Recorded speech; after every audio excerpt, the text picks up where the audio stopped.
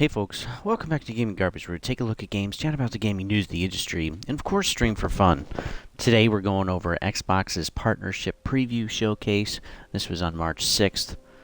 And man, how many showcases are we going to get now? So I'm going to go over the main games that I thought were interesting. Again, it's not all of them, as you should, for those of you that watch these showcases, you should probably know that by now. And then also just my comments and score on the back. So first we got to look at Unknown 9 Awakening. This is already being promoted on Xbox's home screen, and this is going to be summer of 2024. This is going to be Xbox only, no Game Pass or anything like that. And this is like reminded me of like a Forspoken style of game. Okay, so we got a woman protagonist whose abilities do not focus on weapons. The girl even kind of looks like her from the Forspoken game. And again, the main combat system is magic and spirit combat. Again, I really didn't see any melee weapons whatsoever. It does look interesting, but not necessarily one to really pull me in. If there's some kind of a demo, I am curious about it. I'll definitely play the demo if it's available. Otherwise, yeah, we'll have to see what the scores are like in the summertime. This game, too, it kind of procures that it's a type of open world game, and, you know, maybe in some cases it is, but it didn't look like a true open world game. So, like Fallout or Skyrim or something like that. It didn't, or even Palworld. It didn't look like that type of open world. It looked like more like an open area of like cities or certain locations, and you know, some of the Assassin's Creed games were like that in the beginning.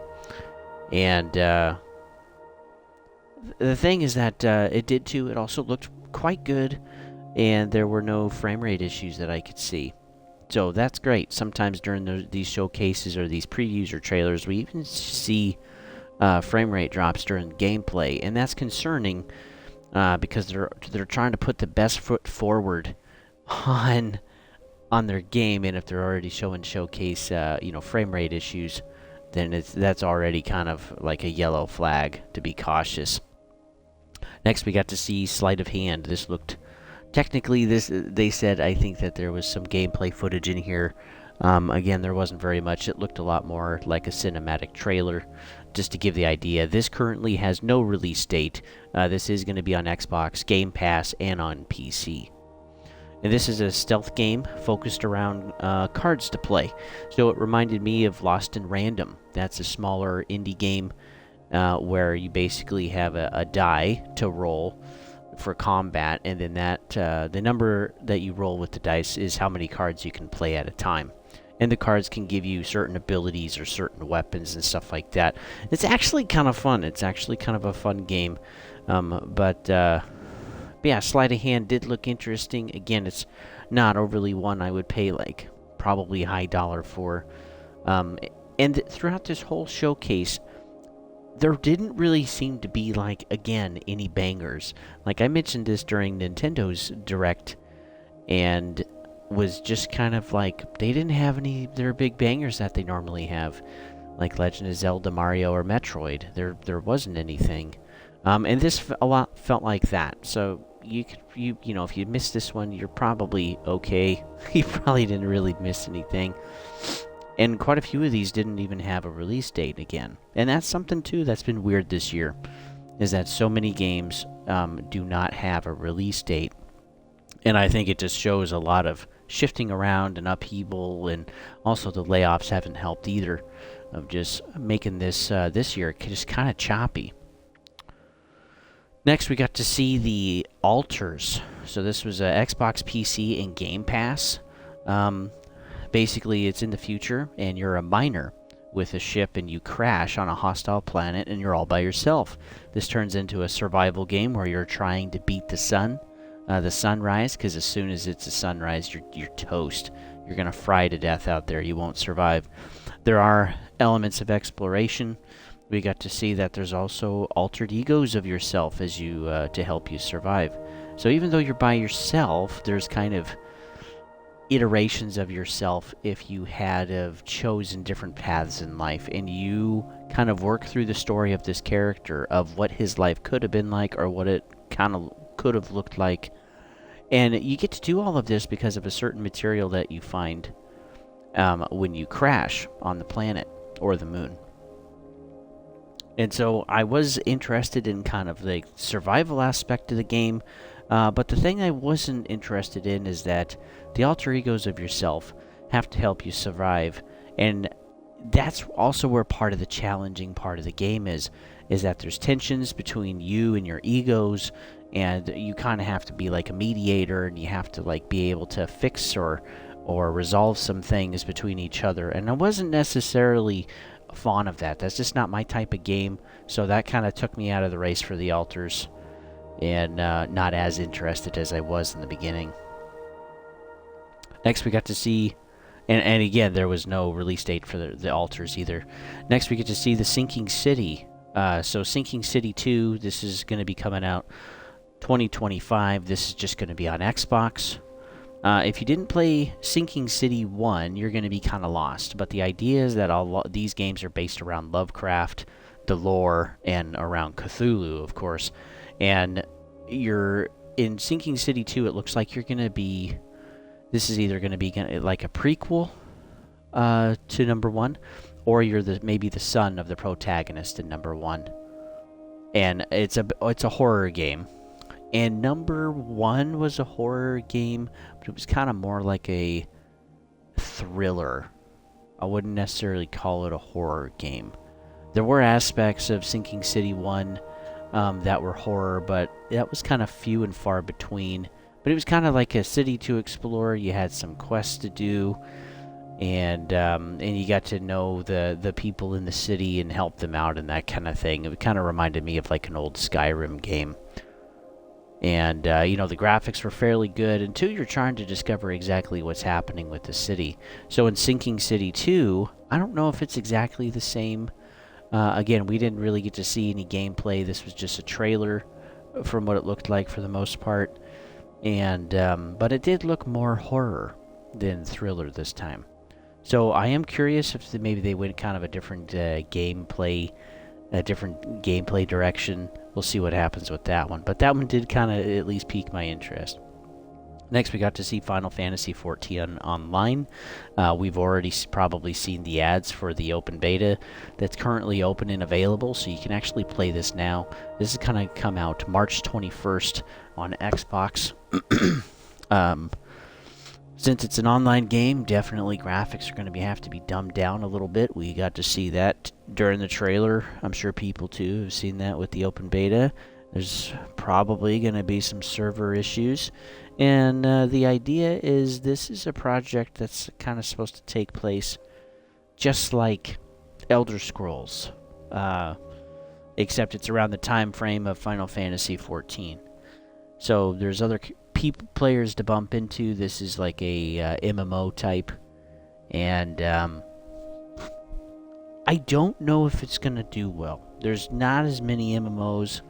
That's kind of more of a PC thing. A lot of us really like adventure or action shooter or something like that, or RPG, which this is probably an RPG to an extent. But one thing that I got to see too was you have to log into a third-party login in order to play, just like Payday 3. And I'm not a fan of that, so I'm already staying away from it just because of that. I was thinking of actually testing the open beta and showing you guys that, but yeah, if I gotta log into a whole another thing just to play the game, it's not. To me, it's not worth the extra work. There's plenty of other games out there that don't have that. Final Fantasy XIV is also going to be a subscription service game. So this is going to be paying it by the month. And boy, they better freaking get their stuff together so that they can keep having that content coming out so that, people can feel like it's worth the price. Now, I don't know what the subscription service price is, but I do know that it's every single month. So, yeah. I'm not really sure how that's going to work. And with these type of games, either you pay for a subscription service like EVE Online, which is absolutely worth it in my opinion, or you got to work on, having enough content in there and microtransactions to incentivize people to buy the game, but also to just buy the microtransactions.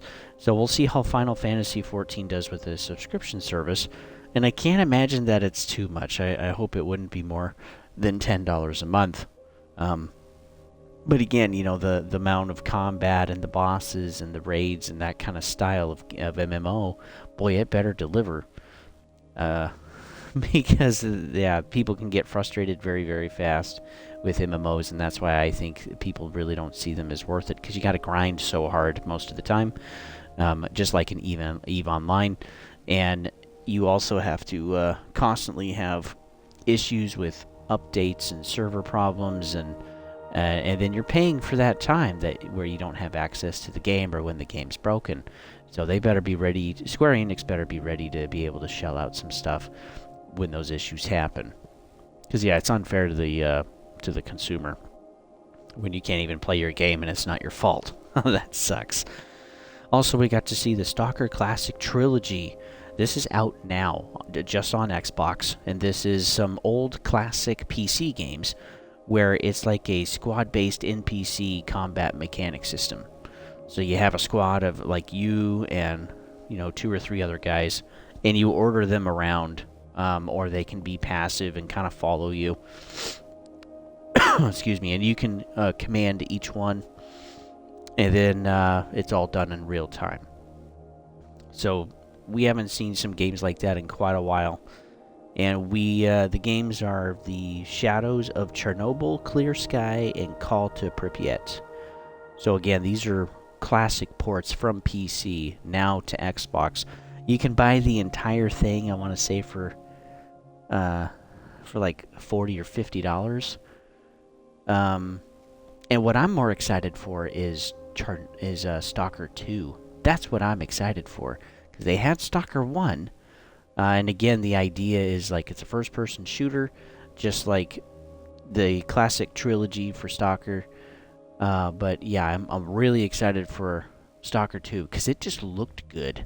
But they've had so many issues with the Ukraine war. They've had to move their studio to a whole nother country and continue work. And Stalker 2 is supposed to be coming out on Game Pass this year, so I'll certainly be showing that when it gets here. Next, we had Kazan the Berserker. So this was just on Xbox. This is a Sekiro style of gameplay, so there's no shields, and you better be good at parrying. If you're not, you better be patient with yourself. This is going to be single player. There's going to be boss fights. This game also looks semi-linear for the world, so maybe a little bit of variability or kind of variety, kind of like Sekiro, honestly. But yeah, you're going to be dying a lot. So if you're looking for a challenging game, this is probably going to be it. Because, you better be good at parrying and getting those criticals in and all that kind of stuff. It didn't really feel like this is going to be like a Dark Souls type of game, as there was a few more... just the criticals were playing a little different. It's not like a particular spot on the body. It's more like Wulong Fallen Dynasty, maybe, where you have to get kind of like a gauge to build up, and then you can use your critical.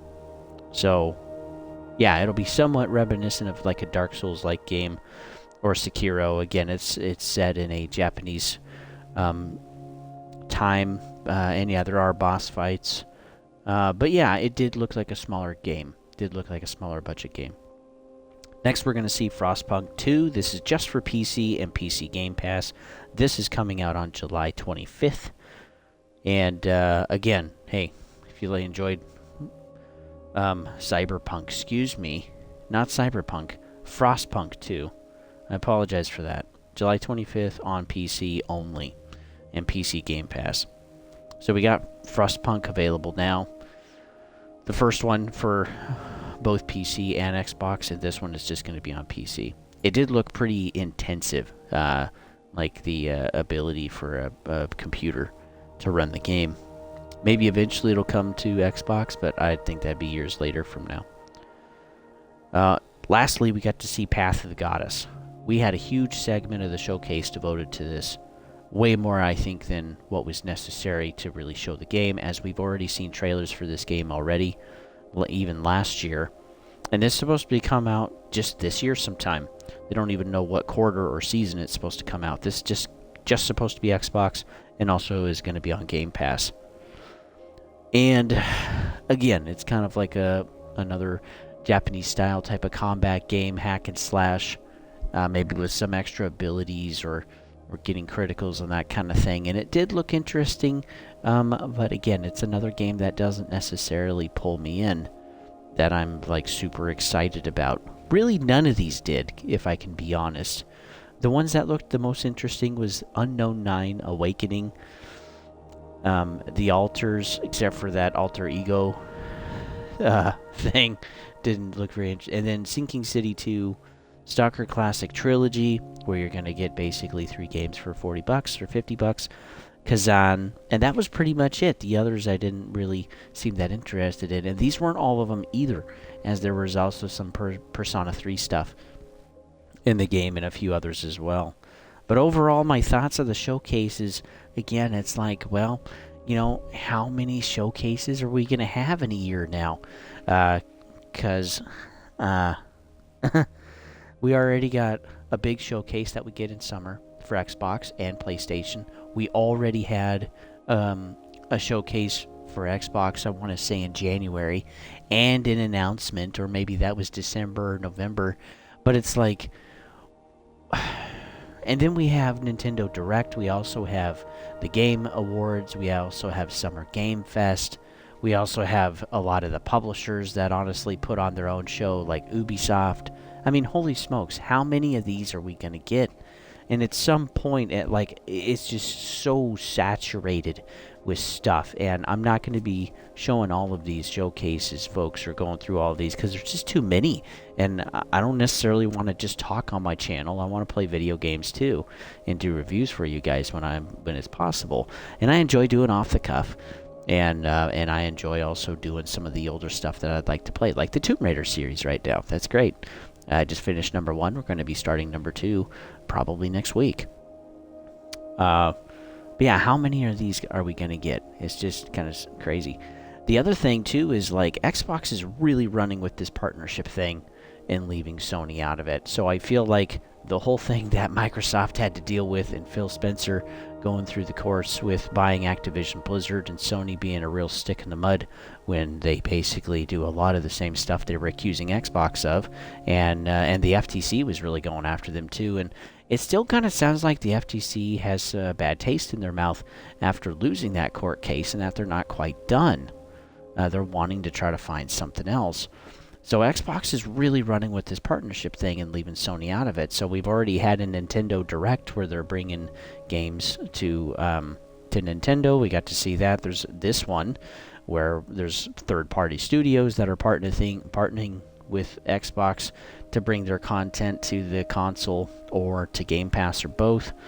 And then Sony is just kind of singled out. So I feel like there's more bad blood now between Phil Spencer and Ryan, who's at Sony, only for a little bit longer until we get a new CEO. And I'm hoping they can have a better relationship, that the companies don't necessarily fight so much, that both are willing to play ball and get along and do what's best for the industry and do what's best for us as the consumers. Because again, competition is good, but when you kind of get a little vindictive or whatever between companies, that can end up just being more harmful in the long run. And I don't want Xbox or Sony to be able to get into that position.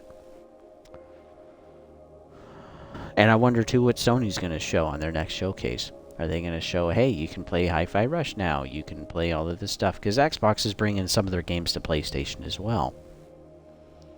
And yeah, I don't know. It's just going to be interesting. This showcase, too, felt a lot like an indie feel to the showcase. A lot of smaller ones. Again, none of the big bangers. Nothing on Fallout. Nothing on Elder Scrolls 6, which, again, that's years away. Nothing on, like, Bioshock, or still nothing on Flintlock, which is supposed to be coming to Game Pass, and nothing on Stalker 2, which is supposed to be coming to Game Pass. And both of those are supposed to be coming this year. We've had multiple delays on those games. And at least with Stalker 2, we've gotten updates a little bit. But with Flintlock, who's being made by this company that made Ashen, A44. We haven't heard anything. We haven't heard a single thing. So I think they're having trouble within the company or something, because again, we're just not getting updates, and Flintlock now has been delayed for like a year, and we still haven't heard anything. So something's got to be going on. Also, several games were from 11-bit. So this is a smaller studio, of course, but they had quite a few games that they were connected with during the showcase. So maybe they're getting a little bigger. Maybe they're getting a little more successful, having a little more money to play around with, and start doing more projects. Now, again, I'm not interested in all of their games that they do. But yeah, 11-bit might be getting a little bigger. I'm just taking notice of that. Smaller games during this showcase are going to be on Game Pass, and bigger ones are going to be separate.